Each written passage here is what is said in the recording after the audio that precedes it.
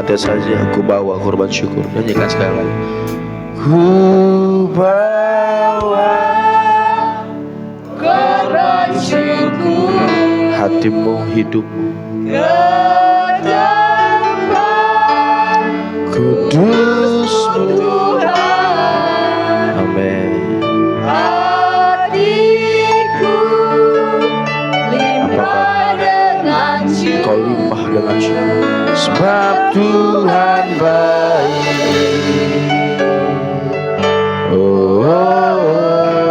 Katakan dengan iman, sebab Tuhan baik. Biarlah hati kami limpah dengan syukur. Kami yang hadir semata-mata baharuilah motivasi, baharuilah senantiasa hidup kami ya Tuhan.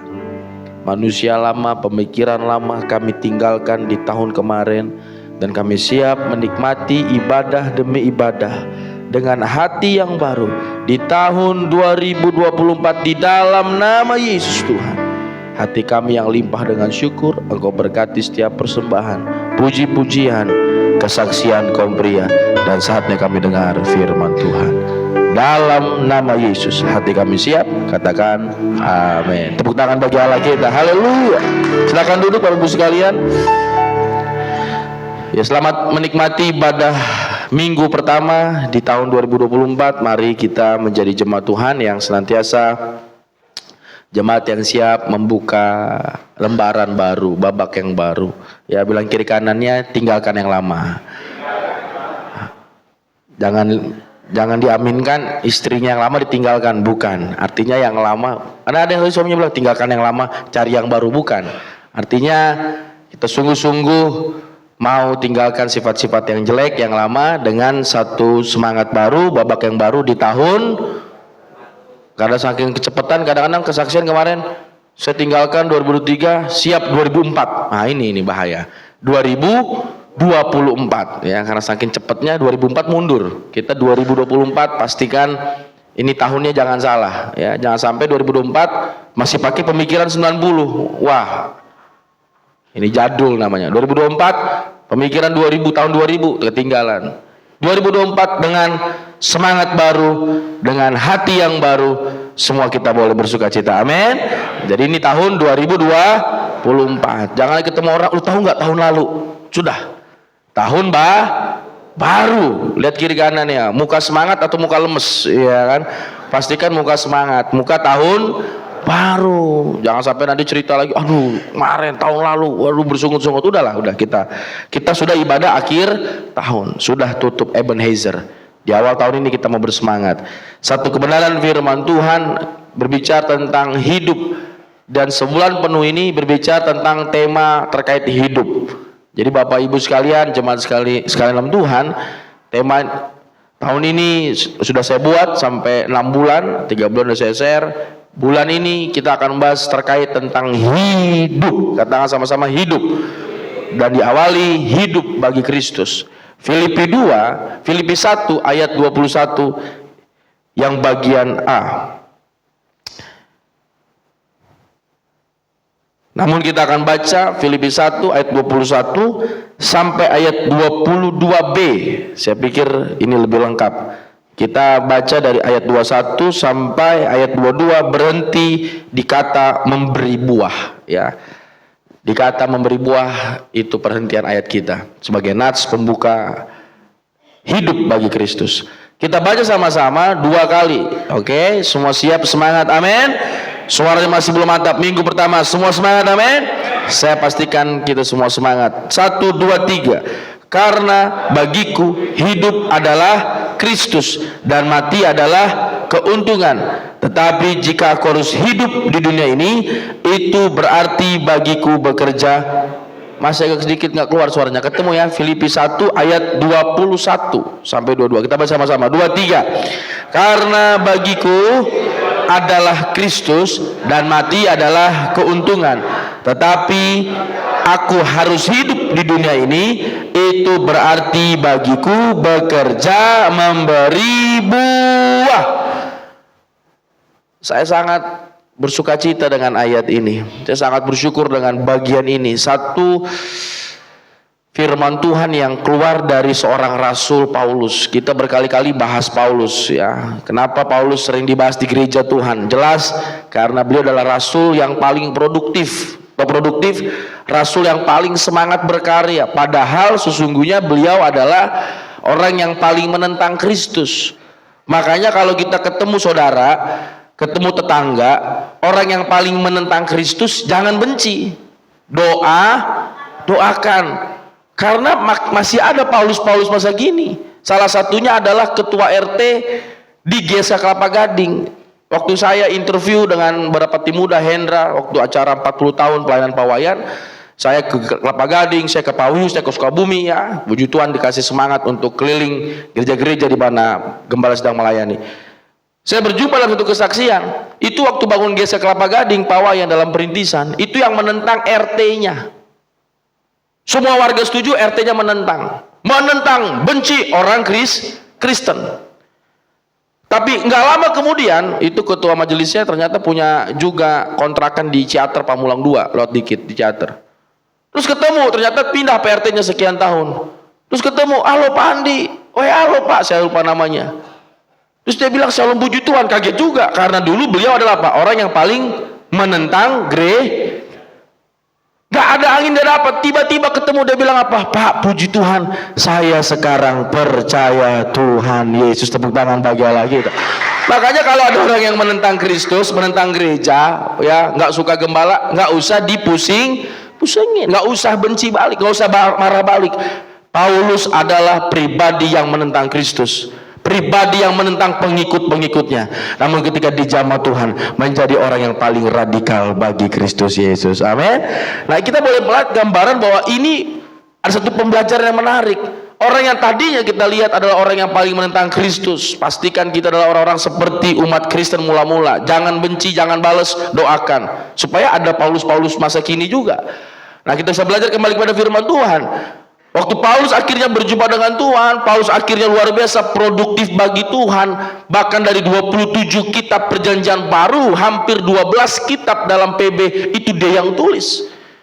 Bayangkan, salah satu anak rohaninya bernama Timotius, dia menjadi gembala, dia rasul. Rasul itu apa? Membapai berbagai gembala. Titus, waduh, banyak lagi ya anak-anak muda yang dikader oleh Paulus. Itu sejarah gereja mencatat dari orang Kristen yang 3.000 bertobat di zaman Petrus, lalu masuk ke Kisah Rasul 11 ada sekitar 11.000. Sejarah gereja mencatat 200.000 dalam tempo 1 abad orang-orang percaya kepada Tuhan. Luar biasa, sangat luar biasa. Makanya kalau sekarang ada mega church 1.000, 3.000, itu Timotius jemaatnya itu berdasarkan data gereja 20.000 jemaatnya. Saya kebayang, saya belum 1.000 aja udah kadang-kadang kepusingan. Ini Timotius 20.000 jemaatnya. Petrus khotbah 3.000, khotbah lagi KKR di Serambi kuat 7.000. Ini nggak kaleng-kaleng. Makanya kita sebagai pelayan Tuhan harus siap menghadapi banyak tantangan jiwa-jiwa yang perlu dilayani dengan baik. Ini tantangan yang tidak mudah. Nah, Paulus ketika menjadi orang yang luar biasa, membina, mengkader, ya banyak anak-anak muda menjadi hamba-hamba Tuhan, menjadi gembala bahkan. Lalu kemudian dirinya pun mendapat tantangan yang saya sebut Filipi adalah satu babak di mana bukan babak menyenangkan. Ya, kalau sekarang katakan kita mendengar kisah berkali-kali mungkin gembala sidang dalam pelayanan, baik mungkin dari Cipanas, Sukabumi, Jakarta, saya masih mengingat, bahkan masih menjelas saya rasakan kalau ke Jakarta itu satu motor ganti-gantian. Minggu pertama Kawina naik Shogun hitam, minggu kedua Kajeni, minggu ketiga saya ganti-gantian, sisanya sama ibu harus dari Pamulang ke Ciputat. Saya rasakan masih Metro Mini, saya dimasukin lewat jendela bus, saya rasakan masih nikmat-nikmatnya. Terus pindah ke sini, saya masih rasakan motor tetap satu, kita harus naik jalan kaki dari wihara rumahnya Pak Sugi, kalau nggak ada angkot ke sini jalan kaki, kalau nggak ada perapatan Curug. Saya masih mengingat dulu belum ada D27 dan sebagainya. Penderitaan saya nggak sebanding dengan yang mungkin para hamba-hamba Tuhan, bahkan mungkin beliau gembala sidang. Tapi kalau sekarang kayaknya di Curug udah mantap ya, transportasi banyak, dekat kiri kanan diapit oleh kota-kota yang strategis. Bilang kiri kanannya udah mantap di sini, ya kan? Udah mantap di sini. Tapi Paulus semakin dia senior, bahkan menjadi rasul yang semakin uzur, bukan makin berkurang penderitaannya, bahkan makin berat. Jadi ketika di babak di Filipi ini nggak mudah. Kenapa? Paulus sedang di dalam posisi ditahan, posisi dia melakukan yang baik, ditahan. Kalau Anda baca satu pasal ini lebih jelas lagi, kita akan lihat nanti pelan-pelan. Dia memberitakan nama Yesus Juru Selamat, yang disebut terkenal namanya apa? Gospel, artinya apa? Evangelion, berita baik, kabar baik. Katakan sama-sama, kabar baik. Kalau orang ada yang datang kasih tahu kabar baik, kita harusnya apa? Mengucapkan terima kasih, betul nggak? Tapi tetap berita baik ini diperhadapkan dengan dunia yang dipenuhi kegelapan, dunia yang dipenuhi dengan kuasa setan, kuasa gelap. Berita baik ini, berita Injil ini bukan diterima, bahkan ditolak. Kalau kita ada orang yang memang salah, jahat, kriminal, masuk tahanan, wajar nggak? Wajar, karena salah. Paulus dipenjara karena apa? Memberitakan kabar baik. Ini nggak mudah loh. Jangankan ngomong ditahan polisi, kita baru tersinggung dikit gini aja udah melempem. Emang gereja GSK doang, banyak kerja lain. Belum memberitakan Injil, belum ditolak. Cuman dibilang kalau pulang jangan langsung pulang ya, mic-nya kabelnya dirapiin ya. Apa sih repot banget? Datang jangan ngepas ya, harus lebih sebelum waktunya. Apa sih repot-repot banget? Coba. Tantangan kita di gereja, tantangan sebagaimana sih? Mentok-mentoknya paling dimarahin sama Pak Gembala, itu doang mentok-mentoknya. Katakan sama-sama, mentok-mentoknya. Mentok-mentoknya itu paling. Tapi Paulus sampai apa? Ditolak, bahkan ditahan. Lihat, ditolak, ditahan, menderita. Saya pikir orang Kristen penderitaannya masih ece-ece banget. Tersinggung dikit. Lihat aja, ini jangan. Paulus hidup bagi Kristus di tengah penderitaan, di tengah aniaya, di tengah bahkan dia sudah beritakan kabar baik. Bayangkan Anda beritakan kabar baik, entah kemana mungkin. Wah, ini Pak Indra beritakan Injil, tangkap. Itu baru namanya penderitaan karena bersaksi Saya mau tanya di sini, ada yang pernah, jangankan ditahan di polisi lah, ditahan sama PRT, ada yang pernah? Belum ya? Belum kan? Beritakan Injil sampai ditahan PRT, dibilang kristenisasi. Sudah ada di sini? Ada boleh angkat tangan? Belum ada. Berarti kita masih apa? Level kandang, bilang kiri kanan ya, masih jago kandang. Masih jago kandang levelnya. Sudah ada Anda waktu lagi usaha toko, bisnismu, pekerjaanmu, anak kampus, beritakan Injil sampai ada yang menentangmu. Berarti kita nih masih TK dalam penderitaan. Paulus sudah S3 dalam penderitaan. Saya punya banyak teman yang pelayanan Sunda, ditangkap, ditahan biasa. 1% banding yang berapa banyak lainnya. Kita masih dalam kenyamanan demi kenyamanan. AC dikit kedinginan. AC kedinginan, jangan dibawa AC. Senggol kiri kanannya, jangan dibawa AC. Saya kadang masalah AC aja bisa pusing saya di belakang. Bang, AC-nya kedinginan. Ya pindah, jangan deket Dulu panas, kipas-kipas zaman warta gereja. Masih ingat zaman warta gereja? Zaman tahun dulu 9:30 ibadah. Kenapa kita ibadah pagi? Dasarnya tahu nggak apa? Pak Nyoman kan belum tahu di sini. Udah Nyoman masih orang perumpung dulu kan. Oh sama bahaya katanya. Warna apa? Panas. Jadi khotbah denger khotbah apa denger?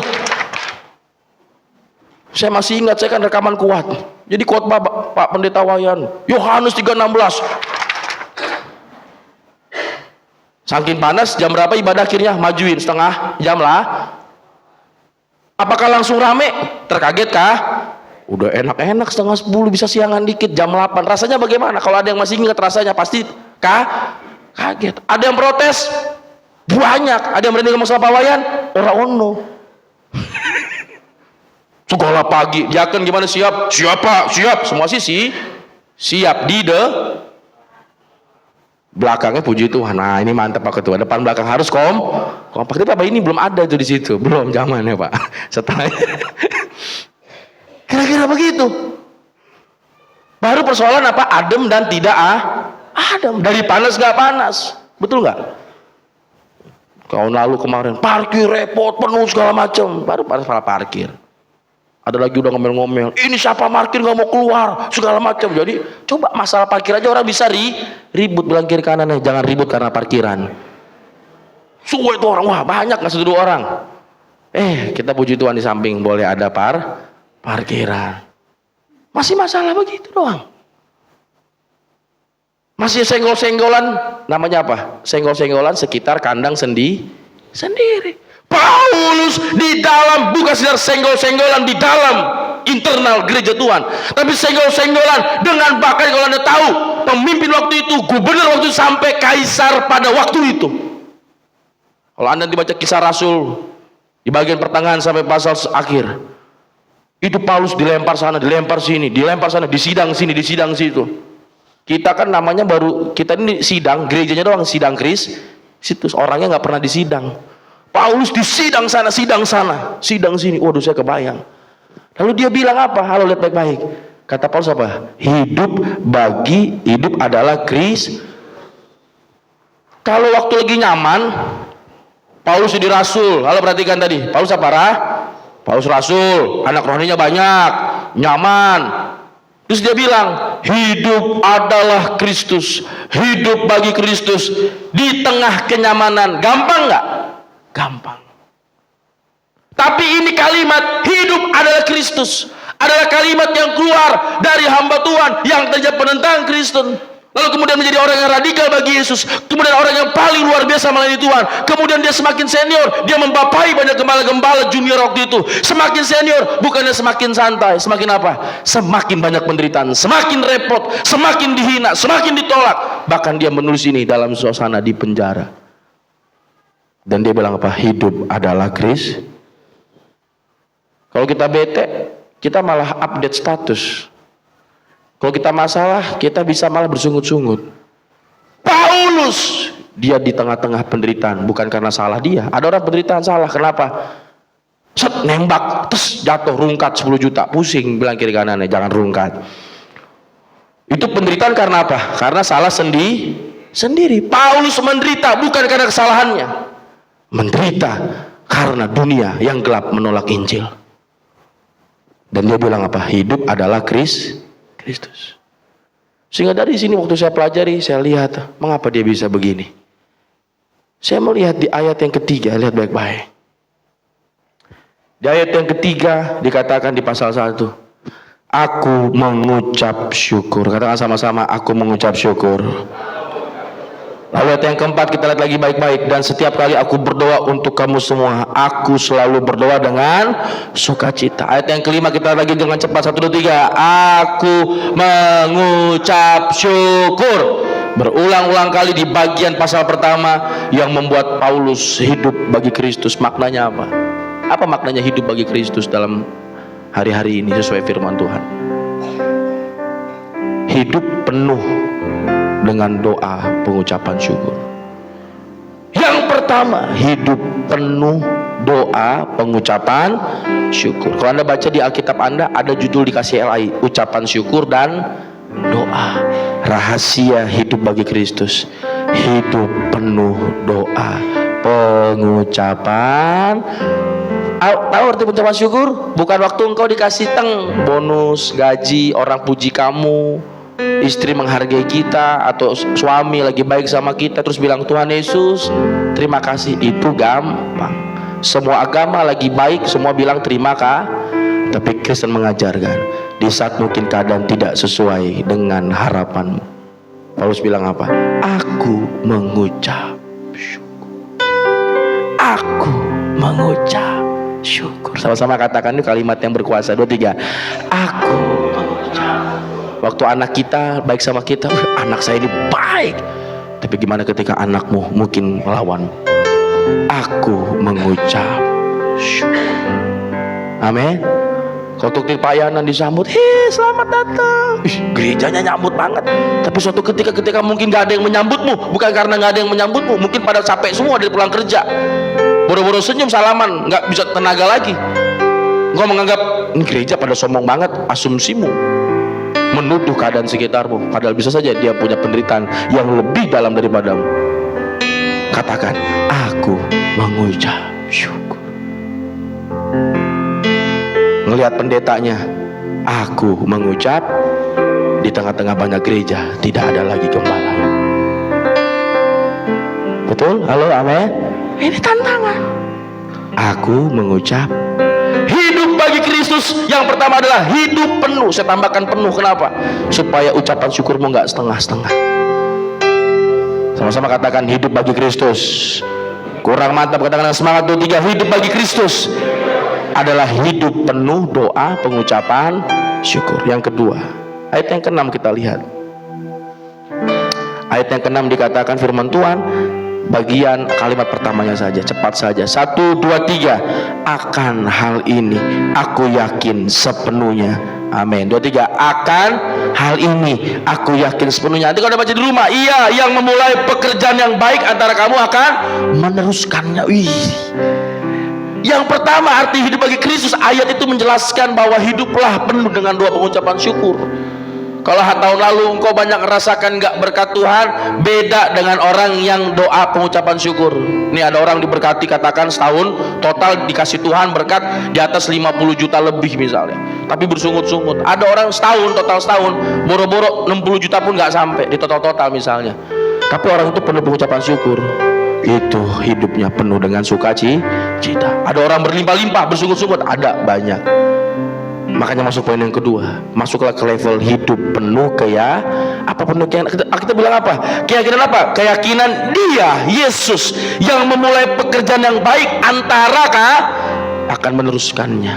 Katakan akan meneruskannya. Kita mungkin sering udah mau menyerah, kita bilang udah nggak bisa, mungkin Tuhan bilang jangan menyerah, teruskan. Katakan amin. Teruskan. Di saat kita mungkin udah hampir give up, udahlah, cukup tahu, nggak usah lagi peduli, nggak usah lagi berbuat baik. Tuhan bilang jangan. Yang kamu mulai udah baik, teruskan. Ada orang udah melayani Tuhan, pernah lihat nggak tiba-tiba akhirnya mundur? Karena dasarnya nggak jelas, keyakinannya udah pudar. Makanya orang Kristen hidup bagi Kristus, hidup penuh pengucapan syukur. Masuk kedua, hidup penuh keyakinan. Ini basic, ini dasar. Makanya jadilah pribadi yang punya keyakinan. Keyakinan apa? Tuhan bersama denganku, Tuhan memberi kekuatan. Kalau aku udah mulai yang baik, aku percaya Tuhan akan memberi kekuatan bagiku untuk menuntaskannya di dalam kasih Tuhan. Tepuk tangan bagi Allah kita. Mari, jangan sampai jadi orang Kristen, udahlah nyerah, udahlah cukup tahu aja, hanya masalah jadwal terbalik, salah nama segala macam, ya udah tinggalkan. Kerikil-kerikil, sakit hati kecil, tinggalkan itu. Kita masuk kepada satu level keyakinan. Aku yakin, aku nggak pusing sama yang lain. Yang ku yakini, iya. Lihat Alkitab Paulus nggak bilang gara-gara dia nggak.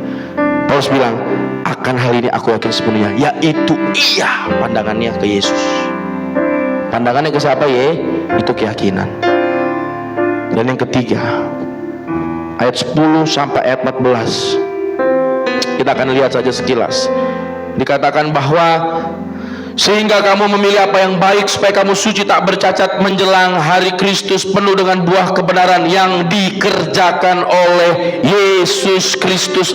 Penuh dengan buah kebenaran yang dikerjakan oleh Padahal yang mengerjakan semangat Injil, yang mengerjakan berita Injil, yang dipenjara siapa? Paulus. Tapi Paulus bilang bahwa kalau dia boleh mengerjakan itu semua di tengah-tengah penderitaan, di tengah-tengah mungkin aniaya, dia bilang apa? Itu dikerjakan oleh siapa? Oleh Yesus Kristus.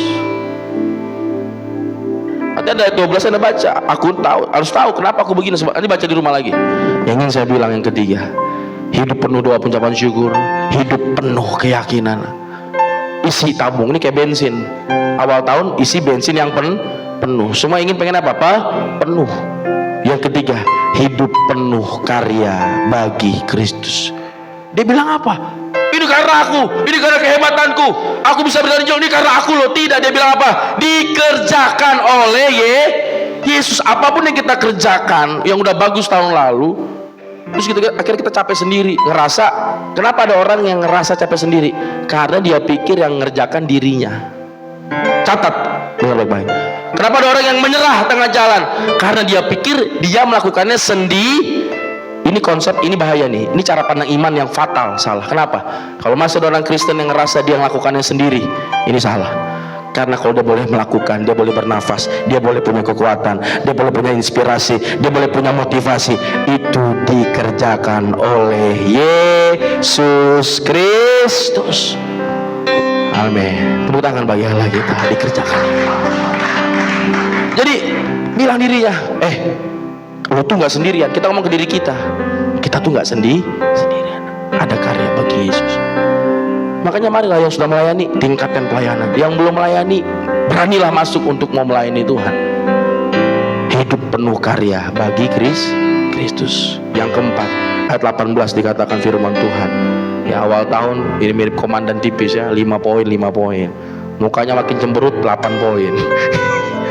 Ayat 18 sama-sama 1, 2, 3. Ayat 18, tetapi tidak mengapa, sebab bagaimanapun juga Kristus diberitakan, baik dengan maksud palsu maupun dengan jujur.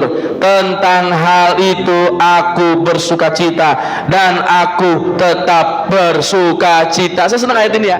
Tentang hal itu aku bersuka. Hal apa? Hal ketika banyak orang beritakan nama Yesus memperberat Paulus. Enggak ngerti saya situasinya seperti apa. Tapi banyak orang yang menggunakan berita Injil untuk makin ngejelek-jelekin, ada dan sebagainya. Tapi Paulus bilang apa? Dan tentang hal itu aku bersuka cita dan aku tetap bersuka cita. Ini keren nih. Tentang hal itu aku bersuka cita dan aku tetap bersuka cita. Wah. Padahal situasinya tidak sedang baik-baik saja. Yang keempat, hidup penuh sukacita. Yang terakhir, yang kelima, ayat yang ke-25. Kita baca, ini ayat terakhir yang kita baca hari ini. 1, 2, 3. Semangat, siap. Dan dalam keyakinan ini, tahulah aku akan tinggal supaya kamu makin maju dan bersuka cita dalam iman. Kita baca lagi, sekali lagi dengan kata akan bersama-sama lagi. 2, 3. Akan bersama-sama lagi dengan kamu sekalian supaya kamu makin maju dan bersuka cita dalam iman. Saya temukan di situ tadi bahwa hidup penuh karya bagi Kristus. Sekali lagi ngerasa sendirian yang mengerjakan. Kalau saya boleh berkarya, saya boleh produksi, itu adalah karena Yesus Kristus yang mengerjakan itu semua. Lalu kemudian masuk kepada level hiduplah penuh sukacita. Yang kita kerjakan pelayanan sukacita, enak kerjanya. Kalau orang kerja sukacita, yang berat jadi ringan. Itulah melayani Tuhan. Dan yang terakhir, dikatakan Alkitab bilang bahwa supaya kamu makin maju, supaya kamu makin maju, supaya kamu makin maju. Hidup bagi Kristus ternyata bukan hidup bagi dirimu sendiri saja. Paulus dengan segala prestasinya yang luar biasa, dia bisa bilang, waduh, dia bisa ending hidupnya, dia akan bilang, nih gua nih rasul yang paling beken, rasul paling berprestasi gitu ya. Bisa dia endingkan. Tahu kalau misalnya orang tulis buku, gelar-gelarnya pelayanannya, kalau CV itu anak-anak bapak ibu kalau lamar kerja itu semua CV ditulis pernah apa, yang baik baik, seminar A, seminar B, pelatihan ini, ditulis semuanya tuh. Itu untuk kerjaan, itu untuk gaji bagus, itu untuk dirimu sendiri. Tapi prestasi Paulus yang luar biasa A sampai Z, satu tujuannya, supaya kamu makin maju. Amin. Prestasi Paulus apa? Supaya kamu makin maju. Jadi kalau ada prestasi yang kita kerjakan, saya kalau sebagai hamba Tuhan, saya ingin kerjakan prestasi-prestasi, semangat. Entah orang bilang, wah lu pencitraan, lu begini, bodoh amat. Terus kerja bagi Yesus. Saya sering dihina, ditolak. Oh bodoh amat. Kerja bagi Yesus. Dan ketika banyak apapun yang kita lakukan, endingnya adalah bukan untuk dirimu sendiri. Paulus bilang apa? Supaya kamu makin endingnya, akhirnya adalah hidup penuh berdampak. Hidup penuh berdampak. Mari di tahun ini semua kita isi full tank, tangki iman kita. Katakan sama-sama full tank. Ini ngomongnya aja udah setengah bensin, udah habis nih. Nanti kalau pulang, selfie aku. Suara keluar lagi, suaranya teriak-teriak. Bilang kiri kanannya full tank. Masih belum kenceng suaranya, sampai jam 10 juga kita nggak pulang nggak apa-apa, bodo amat, full tank. Kosugi masih nggak keluar suaranya, bodo amat, full tank. Masih Pak Icung full tank, full tank, siap. Besok pagi jam 8 kita cabut rumput, amin. Pak Indra, Pak Icung nih yang luar biasa, tepuk tangan dong, luar biasa nih. Aki-aki berkualitas. Ini aki-aki hebat ini. Full tank. Jangan hanya bensin atau mobilmu yang keren-keren yang full tank. Jangan hanya rekeningmu yang full tank. Tapi yang terpenting tangki imanmu. Apa yang mesti full tank?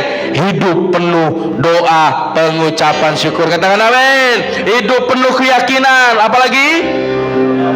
Karya bagi Kristus. Apalagi?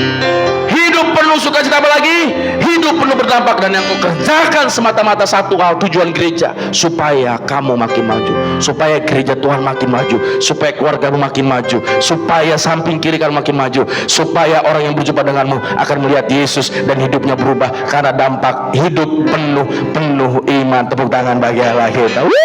Haleluya. Saya udah semangat begini, tahun ini males lah, tahun ini bodo amat lah. Saya senang, saya rindu tahun ini malah ada yang datang. Saya mau melayani, kemana caranya? Itu saya senang banget. 99,9% itu kalau orang pelayanan ditunjuk.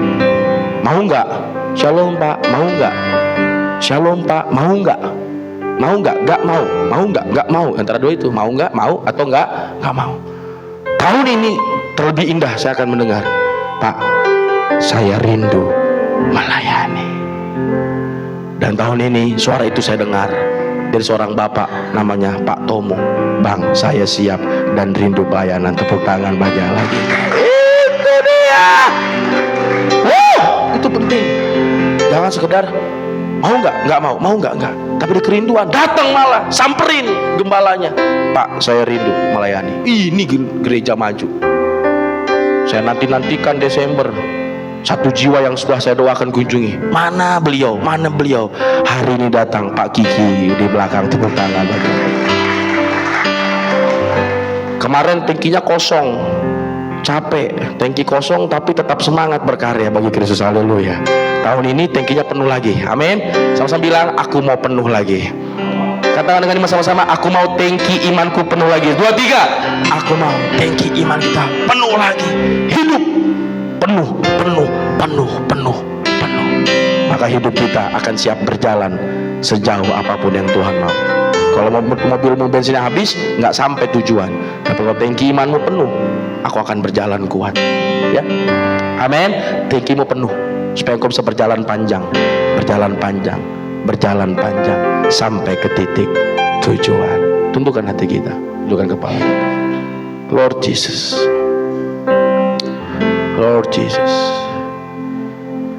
Sebelum kita masuk perjamuan kudus, marilah 1-2 menit respon firman Tuhan dalam hidupmu. Saya berbicara bagi semua orang tempat ini, tapi saya yakini firman Allah, Roh Allah berbicara pribadi lepas pribadi. Roh Allah berbicara pribadi lepas pribadi. Firman Allah ini bagi semua kita, namun Roh Allah mengerjakan itu untuk Anda. Tangkaplah poin-poin yang menjadi teguran atau penghiburan bagimu. Apakah tangkimu setengah-setengah kemarin? Isi kembali penuh. Semua kita, tim pelayan semua, sikap doa semua. Supaya tidak satupun di ruangan ini engkau pribadi yang setengah-setengah. Nikmati Tuhan, nikmati hadirat Tuhan. Oh Jesus, haleluya. Tuhan, urapi firman ini, jamah masing-masing kami Tuhan, supaya kami mau tahun ini dengan tangki iman yang penuh seperti Paulus. Dalam nama Yesus, amin. Tetap dengan sikap berdoa, kita akan melanjutkan prosesi perjamuan kudus.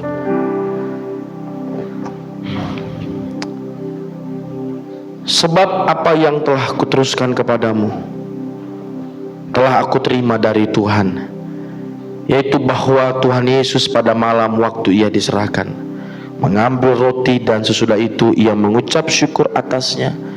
Ia memecah-mecahkannya dan berkata, inilah tubuhku yang diserahkan bagi kamu. Perbuatlah ini menjadi peringatan akan aku. Demikian juga Yesus mengambil cawan sesudah makan, lalu berkata, cawan ini adalah perjanjian baru yang dimeteraikan oleh darahku. Perbuatlah ini setiap kali kamu meminumnya, menjadi peringatan akan aku.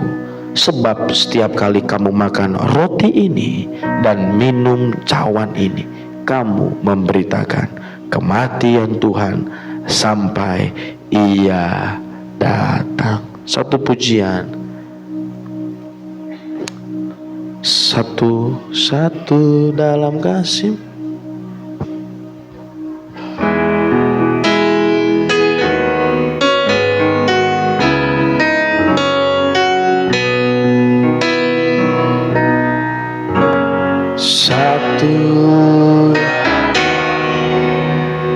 Satu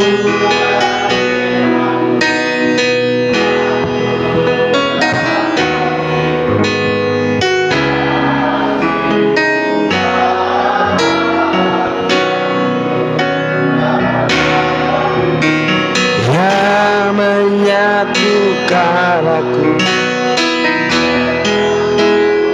di surga. Siapkan hatiku,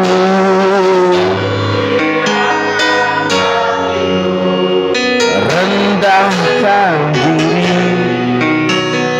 ampuni saudaraku dengan kasih. Perjamuan kudus-Mu satukan, haleluya.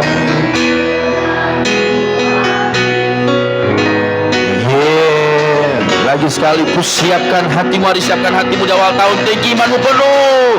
Ku siapkan hatiku, ampuni, amin, dengan kasih. Perjamuan kudus-Mu, haleluya. Tuhan di surga, Yesus Kristus. Dalam perjamuan kudus tetap dengan sikap berdoa. Ada dua benda yang disakralkan. Yang pertama adalah roti yang tak beragi, yang bermakna tubuh Yesus yang suci tanpa dosa, dipecah-pecahkannya dan dikorbankan untuk Anda dan saya. Dan yang kedua adalah anggur perjamuan yang melambangkan darah Tuhan Yesus, darah yang suci, darah yang kudus, untuk menghapus darah yang kotor, darah Anda dan saya. Ambil dan bagikanlah. Ambil, bagikanlah. Ambil, bagikanlah. Ambil, bagikanlah. Ambil, bagikanlah. Oh Jesus. Sembari Anda menunggu roti dan anggur di tangan Bapak Ibu sekalian,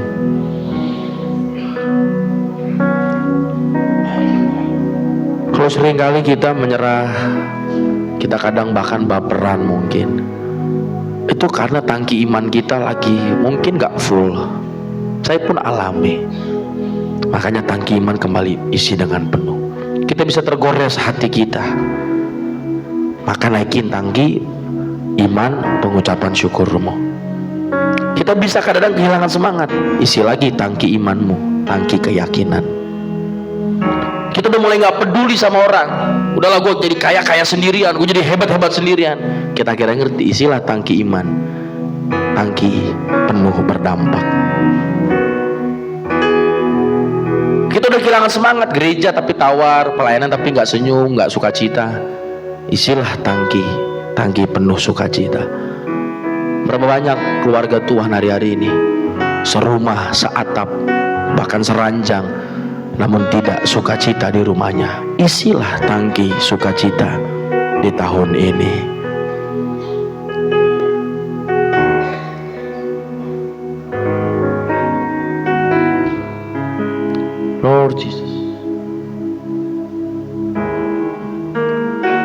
Terima kasih Tuhan.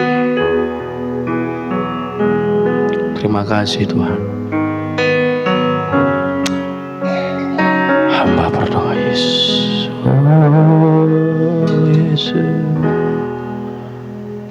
Jesus Lord.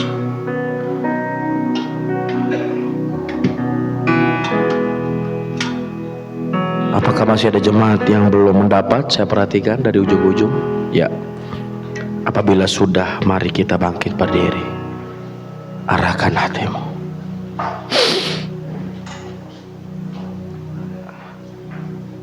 Angkat tinggi-tinggi roti di tangan kanan kita.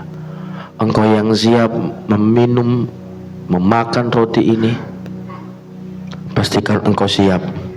Berarti tangkimu, tangki rohanimu penuh. Jangan lupa Getsemani, jangan lupa sengsara, jangan lupa cinta Tuhan, pimpin ke Golgota. Lord Jesus, sesuai dengan pernyataan Allah, roti ini melambangkan tubuh Kristus yang telah dikorbankan bagi kita manusia berdosa. Terimalah roti ini dengan iman, makanlah.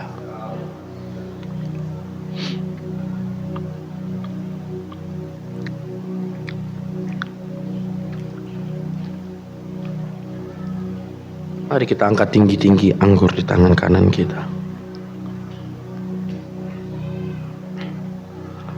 Anggur ini melambangkan darah Yesus yang suci, yang tercurah bagi kita.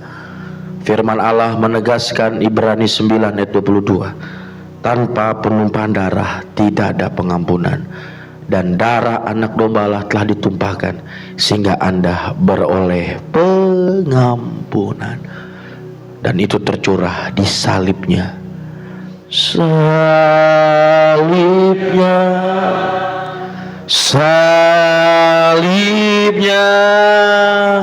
selama mulia, dosaku dihapuskan oleh darah Yesus. Nyanyikan lagi sekali lagi, salibnya, amin. Salibnya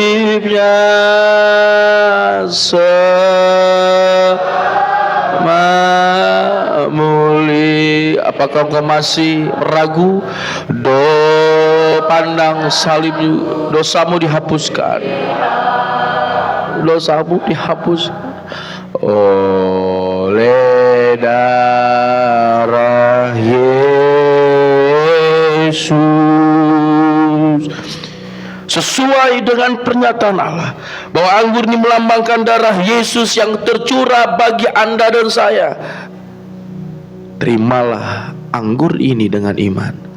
Mari minumlah.